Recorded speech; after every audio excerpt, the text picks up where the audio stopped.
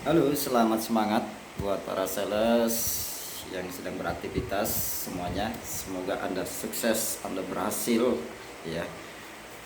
Salam semangat. Ini part yang kedua. Ini ada pertanyaan lagi dari seorang sales.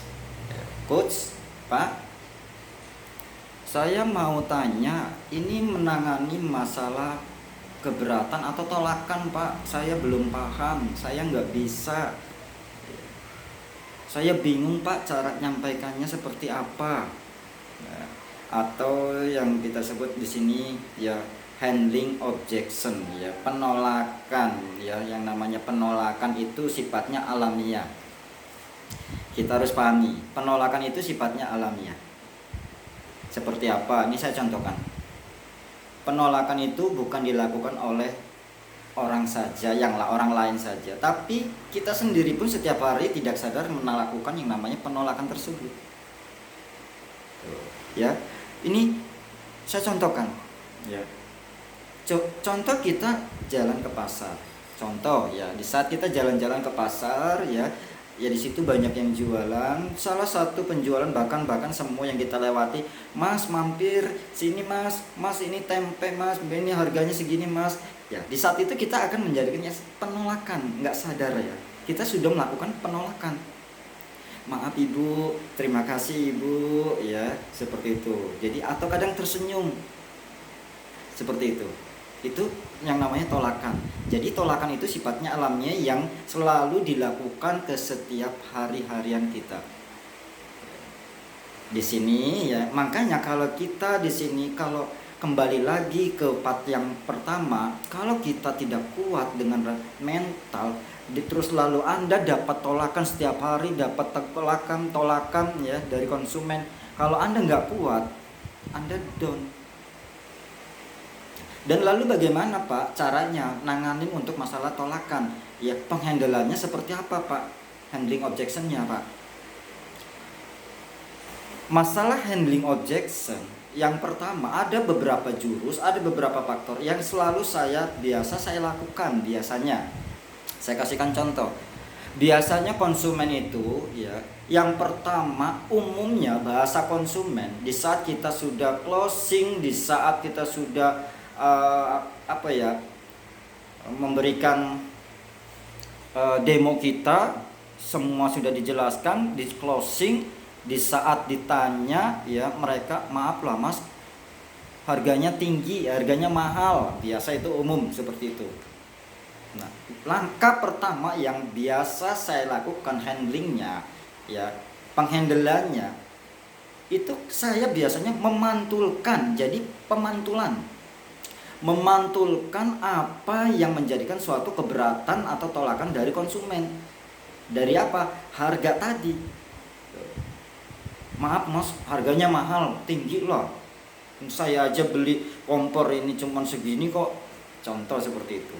Kita pantulkan lagi bahasa itu ke dia. Betul Ibu, kompor kami memang mahal. Ya, kompor ini memang mahal ya Bu ya. Yang tadi saya sudah jelaskan, kompor kami ini memang mahal. Tapi Ibu, kompor kami ini harganya mahal. Ini karena kami mempunyai suatu kelebihan dan manfaatnya yang sangat luar biasa. Tuh, diarahkan lagi seperti itu. Ibu beli kompor harganya sekian, lebih murah jauh. Tapi Ibu paham nggak dengan kualitas kompor Ibu sudah dijaminkan dengan keamanannya sama nggak dengan kompor yang kita tawarkan ini?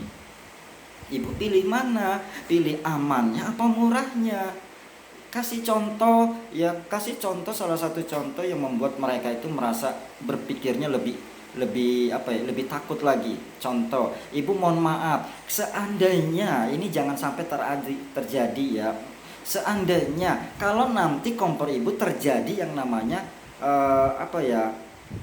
kompor itu jeblok, kalau bahasa kitanya sehari-harinya, kompor Ibu kebocoran atau ngejeblok.